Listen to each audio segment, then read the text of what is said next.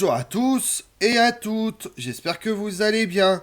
Aujourd'hui on s'intéresse à un événement politique survenu en 1918, après 300 ans de règne de la dynastie Romanov, dont celui de Nicolas II qui fut le dernier représentant. La fin de sa dynastie fut tragique et fortement romancée tout au long du XXe siècle, mais elle répond en réalité à une crise économique, sociale et politique. Une crise que le dernier tsar n'a pas su appréhender, à laquelle il n'a pas su répondre par des réformes indispensables. Nicolas II, confronté dans l'idée de pouvoir autocratique divin qui ne pouvait être mis en cause, fut ainsi le dernier tsar d'une Russie désireuse de se tourner vers la démocratie, connaissant une fin tragique et sanglante, ainsi que toute sa famille. Vous en savez plus sur l'assassinat des Romanov? Venez avec moi. Il est probable que le tsar Nicolas II, qui monte sur le trône en 1894 à la mort de son père Alexandre III, a sans doute éprouvé un soulagement en abdiquant. Dépeint comme un homme médiocre et sans imagination, il n'avait ni les compétences ni le tempérament nécessaires pour gouverner en des temps si troubles, ni même le caractère pour affirmer son autorité dans un pays en crise, face à une aristocratie désireuse de conserver ses avantages, sans compter avec la Première Guerre mondiale, dont la Russie n'était pas prête à faire. Nicolas II était un indécis qui attendait toujours le dernier moment pour donner ses ordres et les modifier ensuite en fonction du dernier conseil reçu et des événements qui se déroulaient. On plaisantait à Saint-Pétersbourg en disant que les personnalités les plus puissantes de Russie étaient le tsar et la dernière personne à lui avoir parlé, puisqu'il changeait si facilement d'avis. Dirigeant conservateur, il considérait son règne comme de droit divin, une conviction que partageait Alexandra Fedorovna, son épouse. En tant que chef d'État, Nicolas II obtient peu de victoires, fragilisant son pouvoir et son autorité.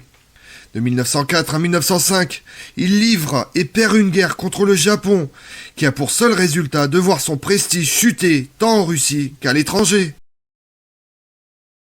La maison Romanov est l'une des familles les plus célèbres de l'histoire de la Russie. Michel Ier Romanov se fait élire tsar de toutes les Russies en 1613.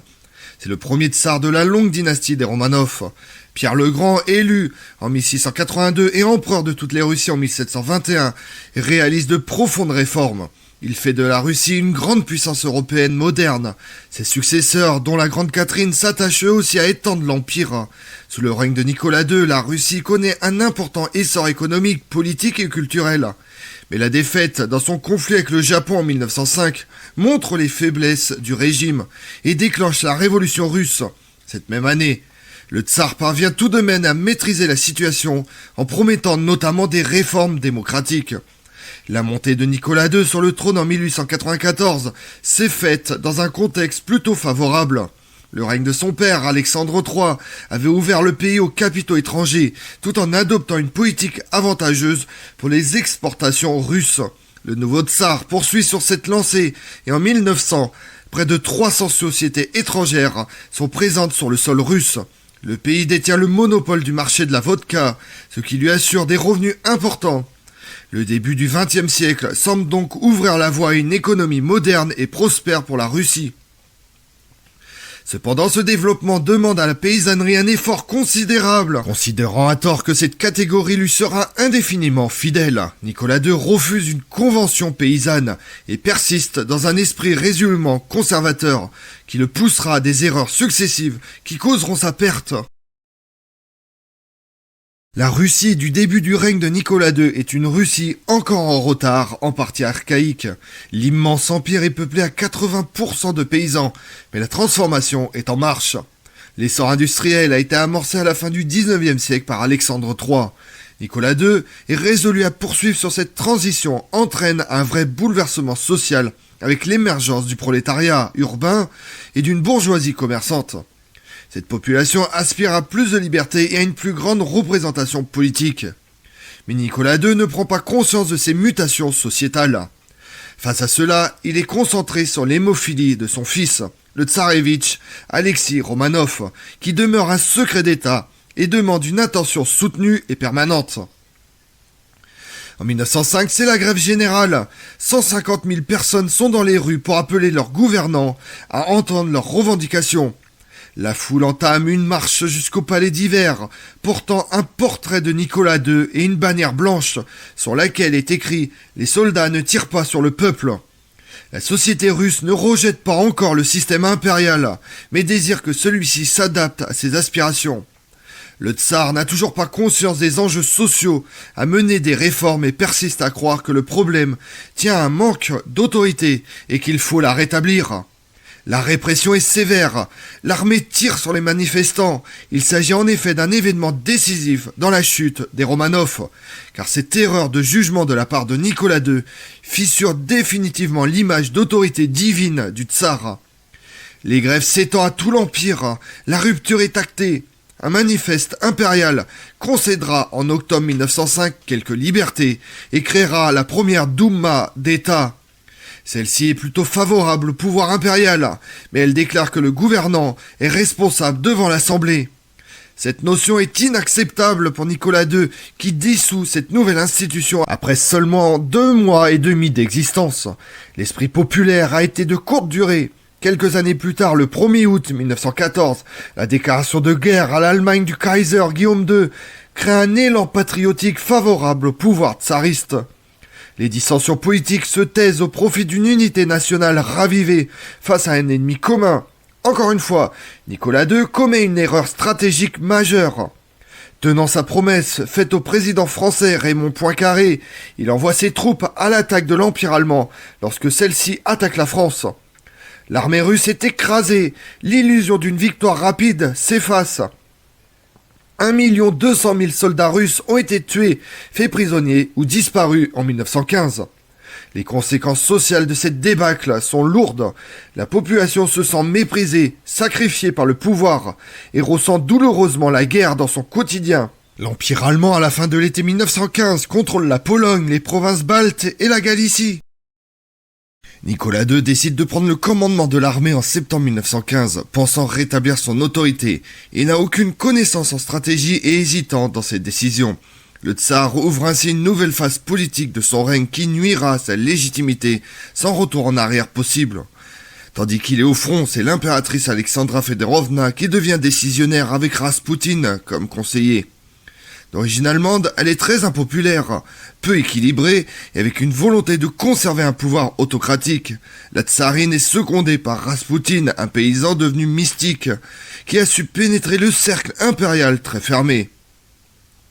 Il conforte l'impératrice dans l'idée que seul un pouvoir absolu peut convenir à la Russie, mais qu'une paix serait profitable à la survie de la maison impériale. Les réunions publiques sont à nouveau interdites et la censure est légion. Le climat des tensions qui s'ensuit délite l'autorité impériale. Nicolas II, réalisant que la situation politique lui échappe, assiste à la Douma pour la première fois en février 1916. Il pense alors avoir réussi à reconquérir l'allégeance de l'Assemblée et du peuple, mais il ne réalise pas que la Douma est devenue une véritable tribune révolutionnaire. L'hiver 1916 est très dur pour la population russe, qui manque de tout. La corruption se généralise et des rassemblements publics se multiplient. Là encore, la gravité de la situation échappe au pouvoir tsariste. Nicolas II se retrouve politiquement isolé entre une extrême droite désireuse d'un compromis avec l'Allemagne et une gauche qui considère la dynastie Romanov et le système impérial comme des obstacles aux réformes et aux libertés du peuple. Les armées russes ne sont pas préparées à la guerre moderne, en sous-effectif du fait du manque d'armes, malgré 14 millions d'hommes mobilisés. Elles souffrent de problèmes logistiques et son artillerie et son aviation sont insuffisantes. Les détroits ottomans étant fermés, les alliés ne peuvent lui livrer de l'armement et des munitions en nombre suffisant. Conformément aux engagements pris envers la France, l'armée russe attaque début août 1914 en Prusse orientale et en Galicie. Face à l'Allemagne, dont les forces principales attaquent la France et la Belgique, et ne laissent que quelques corps d'armée en Prusse orientale, les armées russes sont battues à la bataille de Stallupönen, puis remportent celle de Gubinen. La riposte allemande, fin août, commandée par Paul von Hindenburg et Ludendorff à la bataille de Tannenberg et à la bataille des lacs de Mazuri, est foudroyante. Les Allemands capturent 90 000 prisonniers, récupèrent beaucoup d'armements ennemis à Tannenberg. À la bataille des lacs Mazouris, le nombre de prisonniers atteint 100 000 hommes. Curieusement, dans son journal, le tsar fait silence sur ces désastres, mais il va se réjouir des nouvelles du front galicien. Les armées russes obtiennent quelques francs succès face aux Autrichiens en occupant la Galicie orientale. C'est la victoire de Lemberg qui fait 300 000 morts, 130 000 prisonniers dans les rangs austro-hongrois. La bataille de Lodz met en échec une offensive russe vers la Silésie, mais l'armée ottomane est battue à plusieurs reprises dans la campagne du Caucase. Nicolas II refuse de recevoir un homme de confiance allemand à Pétrograd, porteur d'offres comme un privilège russe sur les détroits ottomans. C'était pour le tsar le seul moyen de sauver sa dynastie en péril. Le Kaiser Guillaume II demande même à ses armées de freiner leur avance. Mais le tsar oppose un niet solennel et définitif aux offres allemandes. Hindenburg a les mains libres et l'Allemagne abandonne le tsar et choisit de déstabiliser la Russie en favorisant la révolution. Alors que la Première Guerre mondiale continue de faire rage, la Russie se trouve au début de l'année 1917 dans une situation critique. Les grèves successives se soldent par des répressions brutales. La misère populaire se fait de plus en plus ressentir, entraînant la multiplication des contestations et des mouvements ouvriers. En février, des manifestations dégénèrent à Pétrograd. La fin de la dynastie Romanov s'y décide. Le 12 mars, la Douma nomme un gouvernement provisoire sous la direction du prince Grigori Liov. Le tsar est tout bonnement écarté des décisions. Le 15 mars, il abdique en faveur de son frère le grand-duc Michel. Il ne prétend n'accepter le trône qu'à la demande du gouvernement, et comme personne ne le sollicite, cela marque la fin de la dynastie des Romanov. Cela ne met pas fin au conflit, et en octobre, le gouvernement tombe aux mains des bolcheviks lors de la révolution russe. Dès lors, la Russie se désengage de la Première Guerre mondiale. Après son abdication, Nicolas II n'est plus qu'un simple citoyen. Lui et sa famille se retrouvent alors en résidence surveillée au palais de Skarskoye, près de Pétrograd. Puis le gouvernement provisoire les envoie vers Tolsbok, en Sibérie. Ils y sont gardés par d'anciens gardes militaires tsaristes. Mais entre la victoire des bolcheviks et la révolution, l'armée blanche menace la région. En avril 1918, le régime veut transférer la famille dans un nouveau lieu tenu secret. Lénine décide de les déplacer à Ekaterinbourg, la ville la plus ouvrière de l'Oural. Cette fois, c'est la garde rouge qui les surveille. Quelques semaines plus tard, ils réunissent enfin la famille. Initialement stricte, elles se durcissent à la victoire des bolcheviks. Dans la maison Yapatev, la surveillance y est très stricte. Ils subissent de nombreuses insultes et moqueries. Les filles du tsar déchu dorment même par terre. Et quand les grandes duchesses allaient à la salle de bain ou aux toilettes, elles passaient devant eux. Elles ne se privaient pas parfois pour faire des réflexions à leurs égards.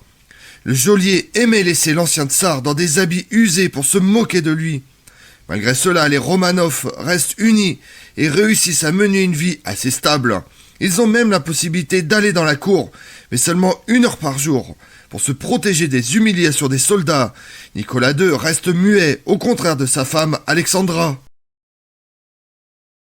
Lors de l'été 1918, leur geôlier est remplacé par le nouveau commissaire de justice Yakov Yurovsky. C'est là que les choses s'accélèrent. Dans la soirée du 16 juillet, les Romanov dînent vers 8h du soir et partent se coucher 2 heures plus tard.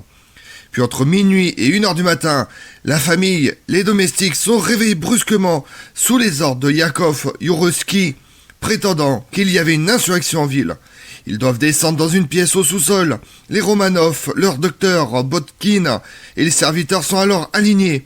Le commandant des lieux et une dizaine d'hommes finissent par apparaître.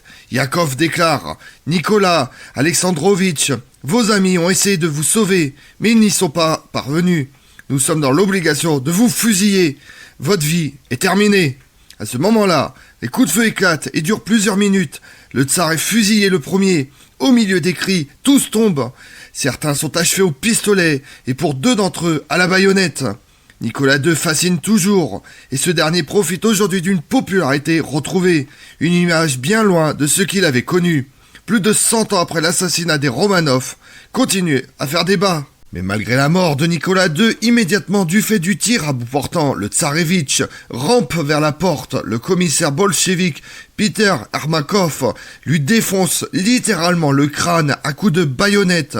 Les dernières survivantes, Anastasia, Tatiana, Olga et Maria, dont les diamants cousus dans leurs vêtements ont servi un temps de gilet pare-balles, sont exécutées tout aussi sauvagement, car leurs cris pouvaient être entendus à l'extérieur. Les corps sont placés dans des draps, conduits en camion dans une fondrière à quelques kilomètres de là, brûlés à la chaux vive et au vitriol. Les corps n'étant pas complètement dissous à l'aube, les bourreaux reviendront la nuit suivante. Lorsque les Blancs investissent Ekaterinbourg, le 25 juillet 1918, il est trop tard. Mais la légende de la survie d'Anastasia continue de faire planer le doute. Comme on l'a vu, la révolution débute en Russie en février 1917. Nicolas II, tsar de toutes les Russies, abdique un mois après, pour n'être que Nicolas Romanov. 8 mois plus tard, les bolcheviks s'emparent du pouvoir et la famille impériale est placée sur surveillance jusqu'à la nuit sanglante du 16 juillet 1918, au cours de laquelle tous ses membres sont assassinés, victimes d'un destin qu'ils se refusaient à voir venir et inéluctable. Je vous remercie d'avoir suivi cette vidéo en ma compagnie. Si vous voulez connaître mes autres vidéos, retrouvez-moi chaque matin à partir de 6h45 sur ma chaîne YouTube Tout sur l'Histoire avec Damien, mais également sur les réseaux sociaux, Twitter et Instagram, Histoire Damien. Et pensez à liker, commenter et vous abonner. Je vous remercie à tous.